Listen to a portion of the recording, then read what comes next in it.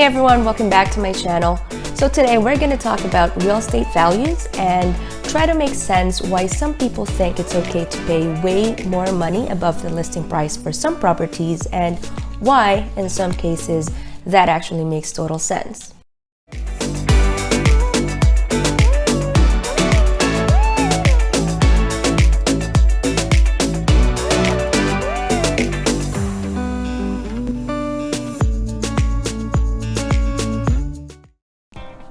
It seems that the real estate market is tough everywhere in Canada. Everyone is paying tens or hundreds of thousands of dollars above listing price, especially here in major cities like Ottawa. Ottawa has seen a massive increase in value over the last 3 years, and it's still going up. It's still a seller's market out here. In a seller's market, buyers tend to overbid by a lot, and when we try to rationalize why they would do that, some sales just do not make sense at all, at least from our perspective. But then after I get over the initial shock, and the more I look at the numbers and trends, the more I see that some things actually make total sense. How, you ask? Because there are several reasons and factors that each unique buyer considers when putting an offer on a property. Ultimately, they look at the value that it will provide them in the end. It's similar across the board, whether they are the end user or an investor. Looking at Ottawa, we still see deals that are well above asking. But in general, the market has continued to inch higher and people are willing to pay within that new market value. Before we dive into those factors, let's first define what a market value is. Market value represents what someone is willing to pay for an asset. It's not dependent on the price one paid for the materials and the construction of that asset. For example, and we'll keep it simple, you spend $500,000 acquiring a land and constructing a house on that land, which in your opinion is the best house ever. If you plan to sell the house, you're probably going to list it for over $500,000 to cover your expenses and profit a little bit. But if the market is only willing to pay, let's say, up to $300,000 for that property, then that property is only worth $300,000. That is the property's market value. The market dictates what something will sell for. And if everyone, all your buyers, if they all think that the property is only worth that much and they're not willing to pay higher than that price, then unfortunately, in my example, you'll lose money selling. So now let's get into those factors. You've seen the news lately. Most people are compelled to overpay to win against several other buyers competing to get that coveted property. This number imbalance definitely accelerated the increase in prices really fast. So as a buyer, obviously you are caught off guard. You're thinking, these properties are not worth that much. But that's because you are thinking of the old market value still. So what can you do? How can you reconcile that disconnect to what is currently happening in the market to what you were used to? What do you look for to see if it's worth paying a little bit more? Obviously, and the most important thing of all, you should know your limit and what you can afford. In order to get in, you should know the market and the neighborhood really well. So let's look at it from a different perspective. You've heard of this mantra, location, location, location in real estate. When we talk about location, it's not just about the city it is in. It's also about the local communities inside that city. If you look closely, it's possible that even in a buyer's market, some areas will attract more buyers than others. This can either sustain or drive the prices up in that neighborhood. It's the same in a seller's market. If several inventories go up for sale in that particular community all at once, then the buyers have more leverage to negotiate. So you should always ask yourself, what's happening in that neighborhood? Are they good or bad? Why does it attract these buyers?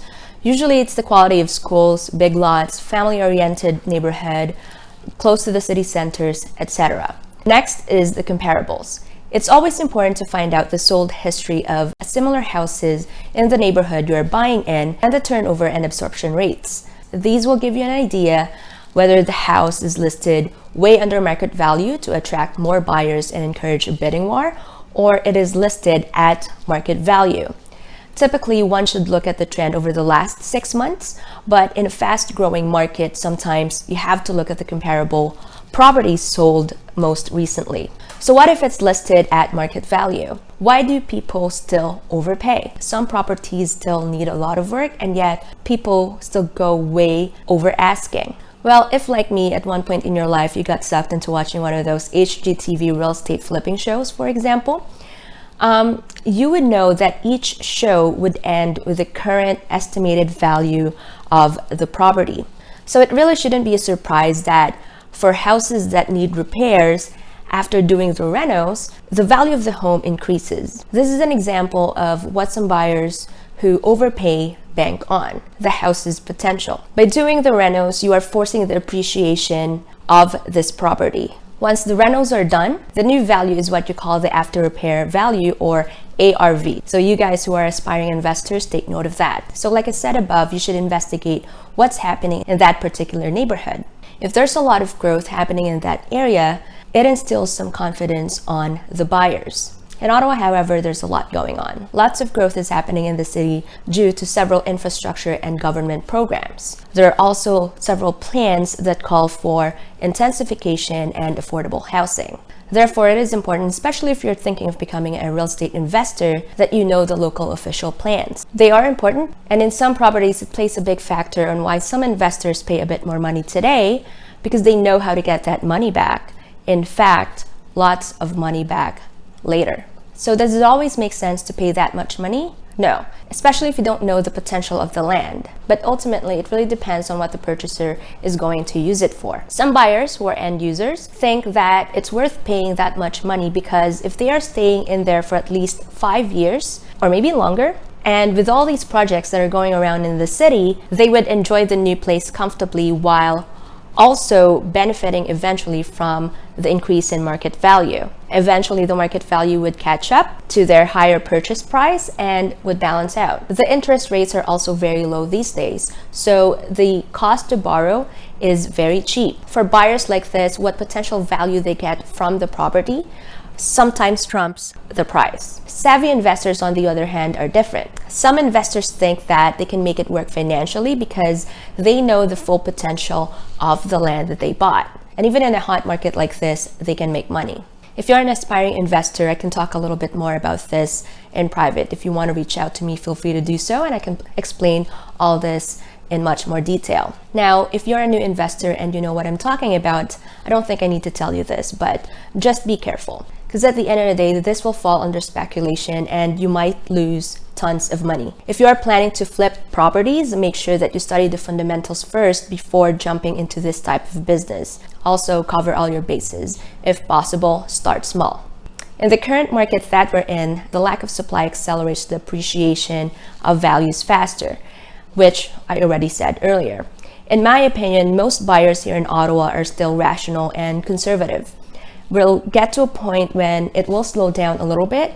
Everyone's going to take a breather at some point. Some will be able to buy at the actual market value rather than a bit more and further pushing the prices higher. I think in Ottawa, we are at this point wherein there will always be something that will happen that will motivate and instill confidence in the buyers within the next few years. For example, in the past, I predicted that the opening of the first phase of the LRT will have a huge impact on the property values in Ottawa. I don't think it's just a coincidence that the seller's market just happened to start around that time. I don't think so. Also, what happened in 2017? We celebrated a huge event, the Canada 150. Because of that event, we had lots and lots of people from all over Canada who came into the city. They saw what was happening here in Ottawa and they thought that Ottawa is not a bad place to be in. There's lots of potential. And at the time, the market value is way lower than what it is now. Therefore, when the pandemic hit, it's only natural that they all consider Ottawa first. So I guess what I'm saying is there are still several opportunities out there. Look for areas with massive potential. If you need some guidance and you want to talk what your approach should be, my contact information is below. Feel free to call or text me or email me and we can chat more about it.